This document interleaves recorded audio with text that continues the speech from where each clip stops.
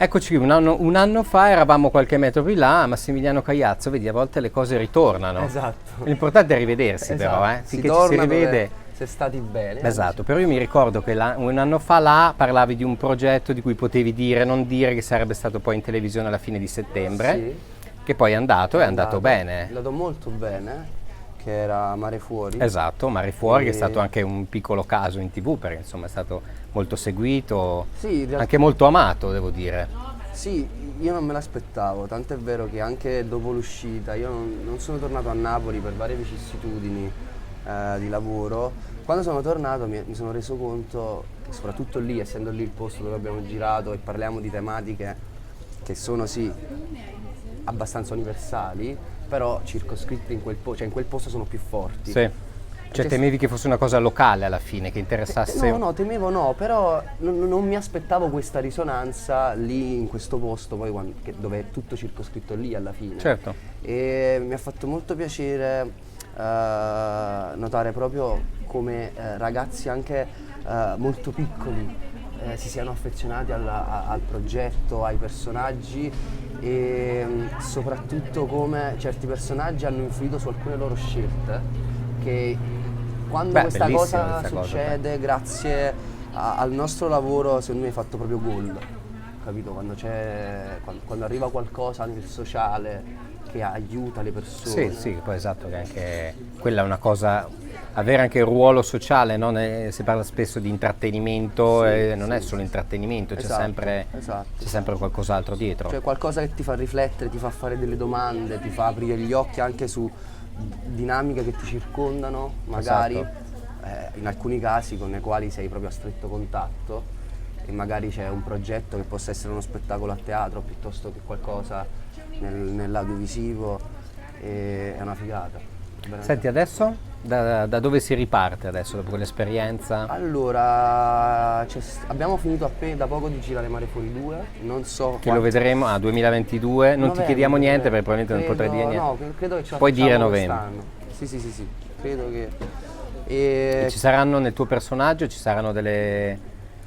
Guarda, è un tasto dolente perché non so quale lì. Ah, ok. Esatto, però... Dai, mi facciamo finta sento- che ce l'hai detto. Esatto, no, però mi sono sentito cresciuto. Tra l'altro anche a farlo apposta abbiamo finito di girare il giorno del mio 25esimo compleanno ed è stato significativo tra virgolette per me perché sento proprio di essere cresciuto più magari in questa esperienza che rispetto alla prima stagione che poi era il primo lavoro Certo, grosso. è il primo lavoro no? grosso che facevi, infatti è quello di cui parlavamo anche l'anno scorso. Sì, esatto. E poi c'hai altre cose in corso? E è uscito da poco questo film al cinema che è School of Mafia. Ah, in certo, cui certo, ho con avuto Michele un piccolo- Ragno pure. Sì, esatto.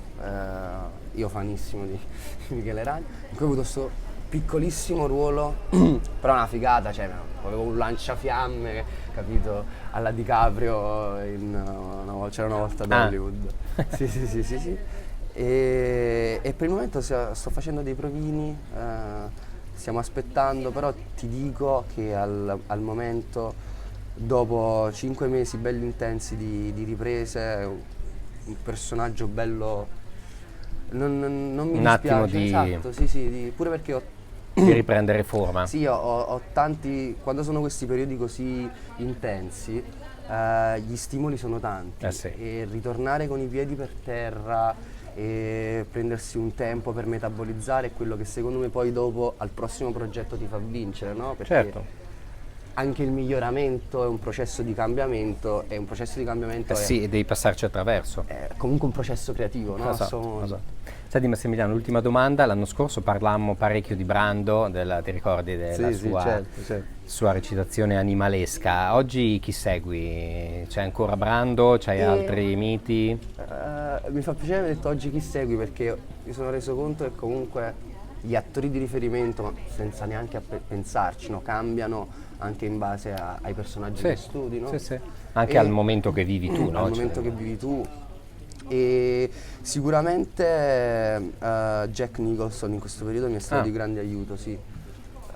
Sì, davvero tanto, perché lo trovo comunque un attore che è stato in grado di fare delle scelte. Sì, molto versatile, poi eclettico, Sì, faceva delle cose, delle scelte, passava da Kubrick al cinema di esatto, intrattenimento. capito? Delle scelte belle Cioè, da definite. Kubrick, se pensi nello stesso decennio ha fatto Kubrick e Batman di Tim Burton, per Capito?